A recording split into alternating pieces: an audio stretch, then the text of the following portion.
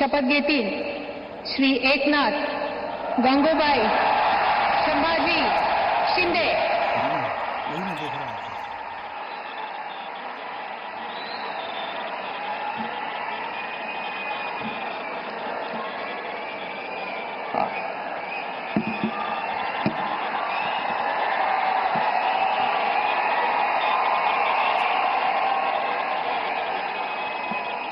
हिंदू हृदय सम्राट बाळासाहेब ठाकरे यांना वंदन।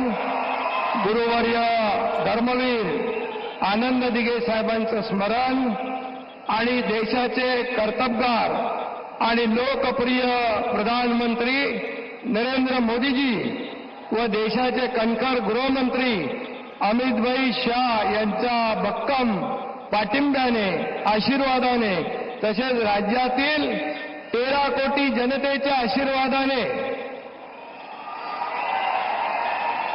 मी एकनाथ गंगूबाई संभाजी शिंदे ईश्वर साक्ष शपथ घेतो की कायद्याद्वारे स्थापित झाले आहे अशा भारताच्या संविधानाबद्दल मी खरी श्रद्धा व निष्ठा बाळगीन। मी भारताची सार्वभौमता व एकात्मता उन्नत राखीन।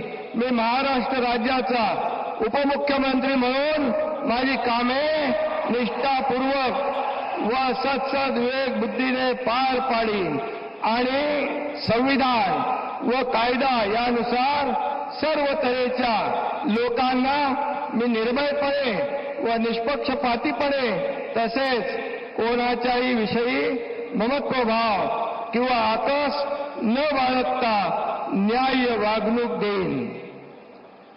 मी एकनाथ गंगूबाई संभाजी शिंदे ईश्वर साक्ष शपथ घेतो की महाराष्ट्र राज्याचा उपमुख्यमंत्री म्हणून माझ्या विचारार्थ आणली जाईल किंवा मला ज्ञात होईल अशी कोणतीही बाब असा उपमुख्यमंत्री म्हणून माझी कामे यथायोग्य पार पाडण्यासाठी आवश्यक असेल ते खेरीज करून एरवी मी कोणत्याही व्यक्तीला किंवा व्यक्तींना प्रत्यक्षपणे व अप्रत्यक्षपणे कळवणार नाही किंवा त्यांच्याकडे उघड करणार नाही।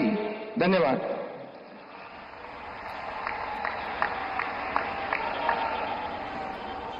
एकनाथ शिंदे ने मुख्यमंत्री देवेंद्र फडणवीस के बाद उप मुख्यमंत्री पद की शपथ ली और अब अजीत पवार शपथ लेंगे।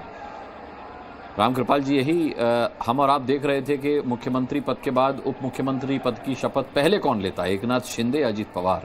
नहीं, देखिए इसमें एकनाथ शिंदे का होता है क्योंकि वो मुख्यमंत्री रहे जी।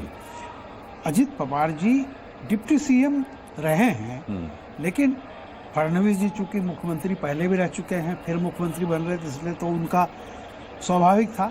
उसके बाद चूंकि जो मुख्यमंत्री रह चुका है तो माननीय राज्यपाल महोदय, शिंदे माननीय जी आते हैं। उपमुख्यमंत्री महोदय यांना पुष्पगुच्छ देतील।